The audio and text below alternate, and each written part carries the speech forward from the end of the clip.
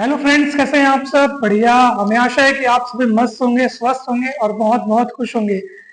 Friends, आज के इस वीडियो में मैं आप लोगों को बताने वाला हूं कि जब आप किसी कॉम्पिटिटिव एग्जाम की तैयारी शुरू कर रहे हों, आप में से अनेक विद्यार्थी अभी कॉम्पिटिटिव एग्जाम की तैयारी शुरू करने वाले हैं, अनेक विद्यार्थी अभी कर रहे हैं और अनेक विद्यार्थी ऐसे भी होंगे जो कॉम्पिटिटिव एग्जाम को 2 या 3 बार दिला चुके हैं और अभी भी उसकी तैयारी कर रहे हैं। और सभी के मन में ये प्रश्न रहता है कि कॉम्पिटिटिव एग्जाम को क्वालिफाई करने के लिए वो खास स्टेप्स या वो खास टेक्निक्स क्या होती हैं जिनको अगर अपन फॉलो करें तो उनकी मदद से हम कठिन से कठिन कॉम्पिटिटिव एग्जाम को बहुत आसानी से क्वालिफाई कर सकते हैं। तो दोस्तों, आज की इस वीडियो में मैं आपको ऐसे 3 स्टेप्स के बारे में बताऊंगा, ऐसे 3 शानदार टेक्निक्स के बारे में बताऊंगा कि अगर आप उनको अपनाते हो, अपनी स्टडी के दौरान उनको फॉलो करते हो, तो आपका जो चाहा हुआ कॉम्पिटिटिव एग्जाम है वो तुरंत एक बार में फर्स्ट अटेम्प्ट में ही निकल जाएगा दोस्तों। और उसके लिए आपको एकदम ज्यादा 18-18 15-15 घंटे पढ़ाई करने की भी आवश्यकता नहीं है। तो दोस्तों, वीडियो बहुत खास होने वाला है। आप इस वीडियो को शुरू से लेकर के लास्ट तक जरूर देखिएगा और जो 3 बातें मैं आपको बताऊंगा, जो 3 जादुई मंत्र मैं आपको बताऊंगा, उन तीनों का पालन करना है दोस्तों। हम पालन नहीं करते, हम फॉलो नहीं करते, इसलिए बस वही बात हो जाती है कि वो एग्जाम हमसे क्वालिफाई नहीं हो पाता। और जब एक बार क्वालिफाई नहीं हो पाता तो हमारा आत्मविश्वास जो है वो थोड़ा डगमगा जाता है। जब आत्मविश्वास हमारा डगमगाता है तो हमारे लिए वो एग्जाम सरल होकर भी कठिन बन जाता है और फिर हम तरह तरह के अनेक अनेक उपाय खोजने लगते हैं और फिर दोबारा जब उस एग्जाम को दिलाते हैं तो उसके लिए हमको और अधिक मेहनत करनी पड़ती है। हम ये सोचते हैं कि वो एग्जाम अब हमारे लिए कठिन बन चुका है, जबकि सरल या कठिन जैसी कोई चीज नहीं होती दोस्तों। सब कुछ आप पर डिपेंड करता है। आप अपने मन की शक्ति पर विश्वास रखिए। अगर आप चाहेंगे तो आप उस एग्जाम को पहले बार में ही निकाल सकते हैं। तो दोस्तों, जो 3 स्टेप्स है जिनको आपको फॉलो करना है, उसमें से सबसे पहला स्टेप क्या है दोस्तों? ध्यान से सुनिए। पहला स्टेप है निरंतरता, अर्थात कंसिस्टेंसी। अर्थात आपने जिस दिन से ये तय कर लिया, सबसे पहले तो आपको ये तय करना पड़ेगा कि आप कौन से कॉम्पिटिटिव एग्जाम के लिए अपना माइंड फोकस कर रहे हैं। अनेक विद्यार्थियों को तो ये भी तय नहीं रहता, ये भी क्लियर नहीं रहता कि आखिर उनको तैयारी किस एग्जाम की करनी है। मैंने बहुत सारे ऐसे अभ्यर्थी देखे जो कंफ्यूज्ड पोजीशन में रहते हैं कि हमको करना क्या है वो खुद नहीं पता, यानी कि हम कौन सी डायरेक्शन में जाएं। यद्यपि इस पर मैंने 1-2 वीडियो पहले भी बना चुके हैं, लेकिन मैं आज के इस वीडियो में फिर से उस बात को कहता हूं कि अगर आप दूर तक नहीं देख पाते हैं, अगर आप दूर की नहीं सोच पाते, अगर आप ये तय नहीं कर पाते हैं कि आपको करना क्या है, तो फिर आप इतना ही कीजिए कि छोटे छोटे स्टेप्स तय कीजिए। आज क्या करना है वो सोचिए। आज आपको अच्छा क्या लग रहा है? आपके पास इतने सारे सब्जेक्ट्स हैं, कौन सा सब्जेक्ट आपको पढ़ना अच्छा लग रहा है?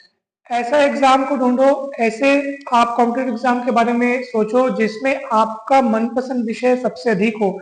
ऐसे फील्ड के बारे में सोचो, आप ऐसे कार्य के बारे में सोचो कि जब उसमें आपका जॉब लग जाए तो उस काम को करना आप पसंद करो। अपने मन से प्रश्न पूछो, अपने आप को टटोलो। उत्तर आपके अंदर छिपा हुआ है, कहीं दुनिया में नहीं छिपा हुआ है। तो आप सोचो कि आपको क्या करना अच्छा लगता है और फिर ये देखो कि उसके लिए आपको कौन सा एग्जाम क्वालिफाई करना चाहिए, कौन सा एग्जाम आपके लिए बना है। आपको सोचो कौन सा काम करना आपको पसंद है, कौन सा सब्जेक्ट आपको पसंद है, वो सब्जेक्ट ज्यादा मात्रा में किस कॉम्पिटिटिव एग्जाम में पूछा जाता है, उसको सर्च करो, उसको टटोलो। तो इस तरह से आप अपने लक्ष्य का, आप अपने एग्जाम का निर्धारण कर सकते हो। आप कौन सी फील्ड से हो, कौन सी स्ट्रीम से हो, क्या आपने पढ़ाई की है, उस पढ़ाई से जुड़ता हुआ या उस पढ़ाई से निर्देशित होता हुआ आगे कौन सा कोर्स होता है, कौन से एग्जाम्स होते हैं।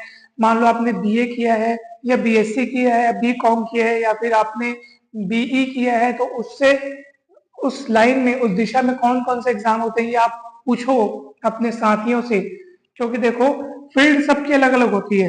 अगर आप मुझसे पूछेंगे तो मेरी फील्ड जो है बीएससी की है, तो बीएससी के बाद मेरे पास बहुत ऑप्शन थे। जब भी आप ग्रेजुएशन कंप्लीट कर लेते हैं उसके बाद आपके पास रास्तों की संख्या बहुत बढ़ जाती है, बहुत सारे ऑप्शंस आपके सामने खुल जाते हैं। आप पीएससी दिला सकते हो, आप बैंकिंग की तैयारी कर सकते हो, आप रेलवे की तैयारी कर सकते हो, आप एमएससी कर सकते हो। बहुत सारी लाइनें हैं, आप कहीं भी जा सकते हो। तो वो आपको पहले खुद से पूछना होगा कि आप क्या पसंद करते हैं, आपको क्या चाहिए।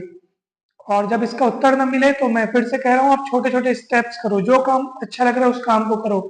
धीरे धीरे आप अपने मनपसंद काम को करते जाओगे तो आपको ऑटोमेटिक अपने भीतर से एक उत्तर मिलेगा कि हाँ, मुझे अपनी दिशा मिल गई है, मुझे अपना मनपसंद सब्जेक्ट या मनपसंद एग्जाम मिल गया है, तो आप फिर उस दिशा में आगे बढ़ने लगेंगे। दोस्तों, तो सबसे पहले आपको यही तय करना है कि आपका मनपसंद फील्ड क्या होना चाहिए। जब आप अपना मनपसंद फील्ड या मनपसंद एग्जाम तय कर लें, उसके बाद आपको निरंतरता बनाए रखनी है। निरंतरता बोलने का मतलब ये है दोस्तों, अधिकतर अधिकतर बच्चों को मैंने देखा है कि शुरुआत में जोश जोश में वो पढ़ लेते हैं, 1 महीना 2 महीना अच्छे से पढ़ लिए और उसके बाद बहुत ढीले पड़ जाते हैं। 1 महीना 2 महीना तो मैं बहुत ज्यादा ही बोल दिया। शुरुआत में तो वो बहुत ही मतलब एक आध दो हफ्ता ही ऐसे पढ़ते हैं कि एकदम जोश जोश में उनको पढ़ना है, उनको एग्जाम क्वालिफाई करना है, और 1-2 हफ्ते के बाद उनमें फिर से वो एकदम मतलब वो स्लो हो जाते हैं और उनका जो दिमाग है वो इधर उधर भटकने लगता है, फिर वो अपने लक्ष्य से डगमगा जाते हैं। तो दोस्तों, निरंतरता का अर्थ है कि एक बार आपने तय कर लिया, एक बार आपने ठान लिया, तो फिर समझिए कि आपको उसी दिशा में मेहनत करनी है और रोज का रोज पढ़ाई करना है। दोस्तों, भले आप 1 घंटा रोज निर्धारित करो, लेकिन वो रोज जो है आप 1 घंटा पढ़ते जाओ पढ़ते जाओ पढ़ते जाओ, उसको समय को बढ़ाओ लेकिन कम मत करो। 1 घंटा मैंने जस्ट एक उदाहरण के तौर पे लिया। आप अपनी क्षमता अनुसार, आपके याद करने की, पढ़ने की, समझने की, सवाल को बनाने की क्षमता कितनी है, उस हिसाब से आप दिन के 3 या 4 घंटे भी निर्धारित कर सकते हैं। लेकिन जो भी काम हो, जो भी प्रयास हो, वो होना चाहिए निरंतर। ये बहुत बड़ी शक्ति होती है दोस्तों, जो निरंतरता की शक्ति जो होती है वो होनी चाहिए। यानी कि अगर निरंतरता नहीं आपके काम में, तो फिर आप उस कार्य में सफल होने में आपको मुश्किल हो सकती है। ठीक है, तो कंसिस्टेंसी होनी चाहिए, निरंतरता होनी चाहिए। तो ये पहला गुण था दोस्तों, पहला स्टेप जो आपको फॉलो करना है। दूसरा स्टेप क्या है दोस्तों, ध्यान से सुनिए। दूसरा स्टेप है पर्याप्त साधनों की व्यवस्था। मैंने अनेकों बच्चों से ये बात सुनी है कि सर 2-3 बुक से पढ़ रहे हैं सर, पर्याप्त है। ये मेरा अपना पर्सनल, मैं अपना आपको व्यू दे रहा हूँ, पर्सनल मैं अपना आपको ओपिनियन दे रहा हूँ कि आप जो है वो साधनों में कमी मत रखिए। अच्छी अच्छी बुक्स का, अच्छी अच्छी जगह के नोट्स का आप भरपूर अपने पास भंडार रखिए। बुक्स की संख्या ज्यादा होनी चाहिए, आप पढ़िए। एक बुक हो गई कंप्लीट, दूसरी पढ़िए, दूसरी हो गई तीसरी पढ़िए। नोट्स पढ़िए, नोट्स स्वयं के बनाइए, उनको रिवाइज कीजिए। याद रखिएगा, रिवाइज में बहुत बड़ी शक्ति होती है। हम एक बार पढ़ लेते हैं, दोबारा नहीं पढ़ते, तो समझ लीजिए कि उस टॉपिक के एग्जाम में फिर भूले जाने की चांसेस बहुत हद तक बढ़ जाती हैं। इसलिए रिवाइज की शक्ति को पहचानिए। जो टॉपिक आप पढ़ रहे हैं उसको एक बार रिवाइज करें। ठीक है, जो कठिन टॉपिक है उनको 3 से 4 बार रिवाइज करें, खूब प्रैक्टिस करें। निरंतर अभ्यास तो आपको करना ही करना है। ठीक है, आपको अपने पढ़ाई में निरंतरता तो बरतनी ही है, लेकिन साथ ही साथ आपको साधनों को भी ध्यान देना है। कहीं मान लो कहीं अच्छा मटेरियल आपको पता चला, आप बोलेंगे मेरे पास ऑलरेडी 2-3 किताब रखी है, मैं उससे पढ़ लूंगा। नहीं दोस्तों, आप साधनों को बढ़ाइए, अपने पास पर्याप्त भंडार रखिए। अब मान लो आप कल्पना कीजिए, पुराने जमाने के जो इतने बड़े बड़े युद्ध हुए, उसमें अगर कोई एक पक्ष ये सोचता कि भाई हमारे पास पर्याप्त हथियार है, पर्याप्त अस्त्र शस्त्र हैं, हम उनसे युद्ध लड़ लेंगे, तो ऐसे में युद्ध जीता जा सकता था क्या? नहीं। तो सभी ने क्या किए, हथियार इकट्ठा किए, अस्त्र शस्त्र इकट्ठा किए, ताकि उनसे युद्ध अच्छे से निपटा जा सके। युद्ध में सामने वाले की शक्ति कितनी ज्यादा है हमको नहीं पता, वैसे ही आपके एग्जाम की शक्ति कितनी ज्यादा है आपको नहीं पता, क्योंकि एग्जाम हमेशा एक नए रूप में ही आपके सामने आएगा। हम हमेशा प्रीवियस ईयर क्वेश्चंस को देखकर जरूर जाते हैं, लेकिन एग्जाम हर बार कुछ नया रूप लेकर आता ही आता है। इसलिए आप अपनी शक्ति इकट्ठा कीजिए। ठीक है, तो निरंतर नए अस्त्र शस्त्र इकट्ठा करें। कहने का अर्थ यह है कि निरंतर नए कंसेप्ट से आप अपडेट होते जाइए, नई नई जानकारियों से अपडेट होइए, नई नई किताबों से आप पढ़िए, नोट्स की व्यवस्था करें और कंटिन्यू पढ़ें। उस मतलब आपके दिमाग में दिन रात आपके पास वही चीज घूमते रहनी चाहिए दिमाग में कि मुझे आज इतना पढ़ा, मैं कल इतना पढ़ूंगा। ये मतलब घूमते रहना चाहिए आपके दिमाग में कि मैंने आज इतना भाग कंप्लीट कर लिया, कल मुझे इतना भाग कंप्लीट करना है।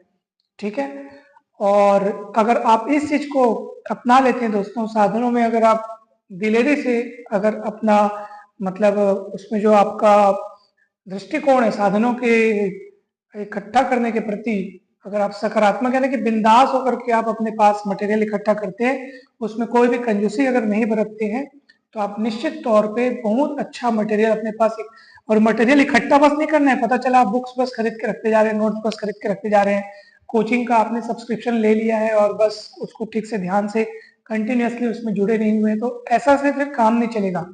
आपको कंटिन्यूअसली जो भी चीज अपने पास आप रख रहे हैं, जिस भी चीज से आप जुड़ रहे हैं, प्रॉपर उसको फॉलो करें, उसको पढ़ें, होमवर्क करें, हर चीज करें, पूरा आपको टाइम टू टाइम ये काम करना ही पड़ेगा।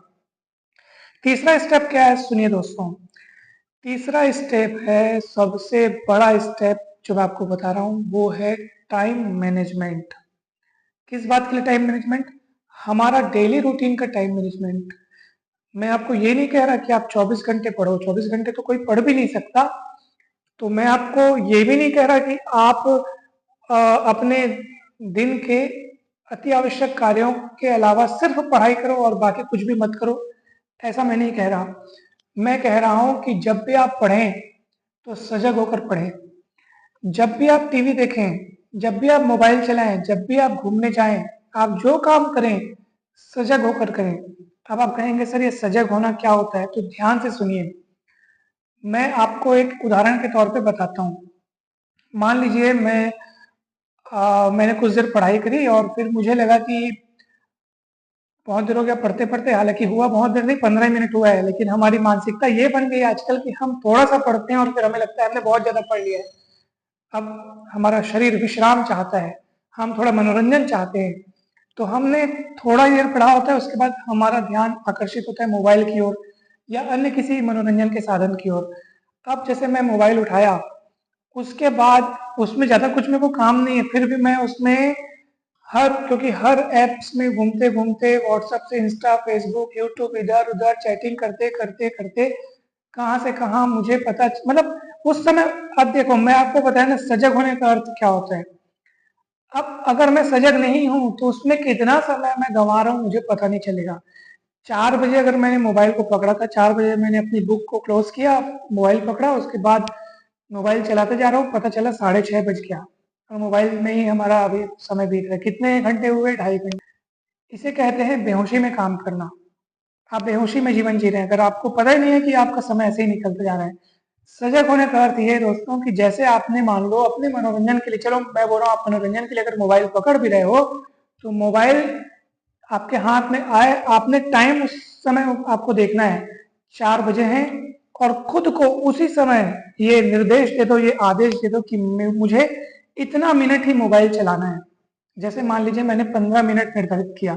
यद्यपि 15 मिनट तो मैं बोलता हूँ कि अगर आप सिंसियरली तरीके से पढ़ाई करने वाले हैं तो 15 मिनट भी बहुत ज्यादा है आपके लिए। आप कहेंगे सर 15 मिनट तो बहुत कम है। नहीं, आपको क्यों चलानी है मोबाइल? आपका अगर कुछ विशेष उसमें कार्य है, कुछ इंपॉर्टेंट मैसेजेस हैं, कुछ इंपॉर्टेंट कॉल्स है, तब आप चलाइए। नहीं तो 15 मिनट का अगर आपका उसमें कोई जरूरी काम नहीं है तो बिल्कुल मत चलाइए। तो मैं एक उदाहरण के तौर पे लेता हूँ कि अगर आपको मनोरंजन करना भी है, कोई आपको कुछ वीडियो देखना भी है, मान लो आपको शॉर्ट मूवी देख के आपको अपना माइंड थोड़ा सा रिलैक्स करना है, या आपको कुछ वीडियो देखना है, या आपको कुछ मान लो उसमें गेम्स खेलना है, आप जो कुछ भी अपने लिए मनोरंजन का तय कर रखे हैं, आप उसका एक टाइम निर्धारित करो, मान लो 15 मिनट। तो आपका ध्यान जो है, सजगता इसको बोलते हैं कि आपका ध्यान बार बार वहां रहना चाहिए कि 15 मिनट होने के बाद मुझे मोबाइल रख देना है। 15 मिनट हो जाने पर मुझे मोबाइल अपनी रख देनी है, ये आपका ध्यान होना चाहिए। जैसे ही 4:15 हुआ, आपको मोबाइल रखना है, फिर से पढ़ाई पे आना है। इसको बोलते हैं सजगता दोस्तों। और ये तो मैं आपको केवल 15 मिनट का उदाहरण दिया, आपको पूरे 24 घंटे का प्रोग्राम इसी तरह निर्धारित करना है। जब आप इसमें माहिर हो जाएंगे दोस्तों, तो आपके साथ एक चमत्कार होगा। और वो चमत्कार पता है क्या होगा? वो चमत्कार इस तरह होगा दोस्तों कि मान लीजिए आपने इस रूटीन को कम से कम 15-20 दिन तक फॉलो किया, आप हर एक चीज में सजगता बरत रहे हैं, हर एक चीज में। खाना मैं खाने बैठ रहा हूँ तो इतने टाइम से मैं इसमें ज्यादा नहीं दूंगा, इतने टाइम तक मेरे को खाना खा के उठना है। टहलने निकल रहा हूँ तो 10 मिनट, हर एक चीज को टाइम दें, उसके लिए टाइम फिक्स करें और उसके बाद उसमें अपनी निगरानी रखें कि इससे 1 मिनट भी ऊपर नहीं होना चाहिए। इतने समय में ये वाला टॉपिक पढ़ना है, इतने समय में मुझे मैथ्स पढ़ना है, इतने समय में साइंस पढ़ना है, फिजिक्स पढ़ना है, सोशल स्टडी पढ़नी है। हर चीज का आप मुझे टाइम जो है आपको फिक्स करना पड़ेगा। तो मैं ये नहीं कह रहा हूँ कि आप एकदम टाइम टेबल बना के पढ़ें, इसकी कोई आवश्यकता नहीं होती, मैंने तो आज तक नहीं बनाया। मैं तो आपको सिर्फ यही बता रहा हूँ कि आप थोड़े थोड़े देर का टाइम टेबल बनाएं। जैसे अभी मान लो 5 बजे है ना, तो अगले 1-2 घंटे में आप क्या करने वाले उसका टाइम टेबल बनाओ, मानसिक रूप से बनाओ कि अभी आपको क्या करना है, 5 से 6 बजे तक मुझे क्या करना है, तो मुझे ये काम करना है। तो बस उस 1 घंटे में वो काम हो रहा है कि नहीं हो रहा है, उतने को ध्यान दो। जब वो काम हो गया, 6 बजे तक की परीक्षा आपने पास कर ली, 6 बजे तक आपने अपने आप को उस अनुशासन में रख लिया, फिर आप अगला लक्ष्य निर्धारित करो। अगला लक्ष्य आपका क्या होना चाहिए। फिर आप जब अगला लक्ष्य निर्धारित करते हो कि मुझे 6 से 7 बजे तक क्या करना है, या 6 से 6:30 तक क्या करना है, या मुझे कौन सा काम करना है, उसमें कितना देर लगने वाला है, तो उसमें फिर अलर्ट रहो, फिर उसमें निगरानी रखो कि हाँ इतने से फिर एक समय भी एक्स्ट्रा नहीं होना चाहिए। तो हर अगले अगले कार्य के लिए आप अपने आप को निगरानी में रखो, इसी को बोलते हैं सजगता।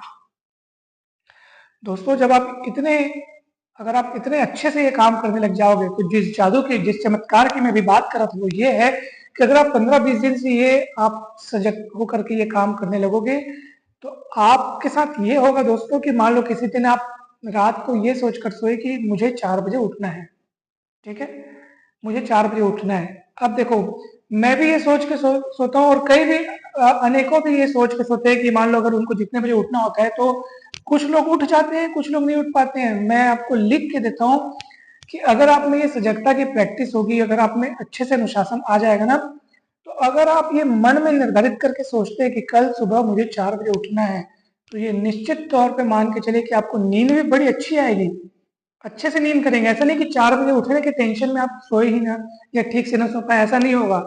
आप पर्याप्त अच्छे से सोएंगे, और बिना किसी अलार्म की मदद के, मतलब आप अलार्म को छुएंगे तक नहीं, अलार्म सेट भी नहीं करेंगे, और एग्जैक्ट आपकी नींद 4 बजे खुलेगी। ऐसा होता है दोस्तों। अब बोलोगे सर ये कहाँ से आया, ये आपके अवचेतन मन की प्रोग्रामिंग से आया। आपने उसको आदेश दे दिया है कि भैया, वो अलार्म के रूप में आपका अवचेतन मन काम कर रहा है, आपने उसको बोल दिया है 4 बजे का तो मुझे जगा देना, तो 4 बजे आपका अवचेतन मन आपको जगा देता है। तो उसके साथ आपकी जो बॉन्डिंग है वो अच्छी होनी चाहिए दोस्तों, और उसके लिए आपको कंटिन्यूअसली अपने आप को अनुशासन में रखना पड़ेगा, अपने आप को सजग बनाना होगा दोस्तों। आपने ये देखा भी होगा, अनेक लोगों के साथ ऐसा होता है, क्योंकि उन्होंने अपने आप को उस तरह से उस सांचे में ढाल लिया होता है, और फिर अनेकों को या तो फिर अलार्म लगाने की आवश्यकता पड़ती है, अलार्म लगाने के बावजूद भी हम नहीं उठ पाते, कई तो बिना अलार्म के उठ जाते हैं। अब बोलोगे सर इसका परिणाम क्या होगा, इसका परिणाम होगा कि आपके आत्मविश्वास में गुणोत्तर वृद्धि होगी, मतलब बहुत अच्छे से वृद्धि होगी। आप में हर चीज, हर काम को करने का एक अलग ही आत्मविश्वास पैदा होगा, आपके मन में ये बिल्कुल आ जाएगा कि जो एग्जाम आपको पहले कठिन लगते थे, अब वो आपको बहुत इजी लगने लगेंगे। तो दोस्तों इसकी शक्ति पहचानिए।